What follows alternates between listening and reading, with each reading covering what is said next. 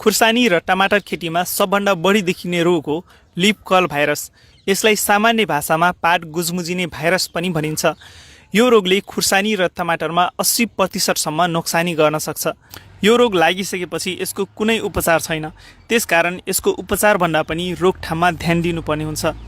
यो रोग सार्नमा white fly, trips, एफिड्सको मुख्य भूमिका रहेको हुनाले यो रोग नियन्त्रणको लागि पहिले यी किराहरूको नियन्त्रण गर्नुपर्ने हुन्छ। यी चुस्ने किराहरूले पातमा बसेर रस चुस्ने हुनाले यस्तो खालको रोग देखा पर्छ। यो भाइरसको रोकथामको लागि बिरुवा रोपेदेखि नै बालीको नियमित अवलोकन तथा यी किराहरूको नियन्त्रण गर्नुपर्छ। यसको लागि प्रतिरोपनी क्षेत्रफलमा 12 देखि 15वटा ब्लू र येल्लो स्टिकी ट्र्याप प्रयोग गर्ने, निममा आधारित विषादी 3 देखि 5 ml प्रति लिटर पानीमा मिसाएर स्प्रे गर्ने। यी किरा नियन्त्रणको लागि तपाईले घरमै पनि घरेलु विषादी बनाउन सक्नुहुन्छ। घरेलु विषादी बनाउन अदुवा 200 ग्राम, लसुन 200 ग्राम र खुर्सानी 200 ग्राम पिसेर पेस्ट बनाउने र 2 लिटर पानीमा 24 देखि 48 घण्टासम्म राख्ने।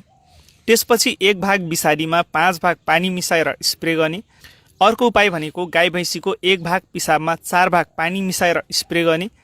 यसको साथै जैविक विषादीको रूपमा ब्युभेरिया, भर्टिसेलियम जस्ता जैविक विषादीहरू स्प्रे गर्न सक्नुहुन्छ। यी विषादीहरू 4 देखि 7 दिनको फरकमा रोटेसन मिलाएर स्प्रे गर्नुभयो भने यो रोगलाई धेरै हदसम्म कन्ट्रोल गर्न सक्नुहुन्छ।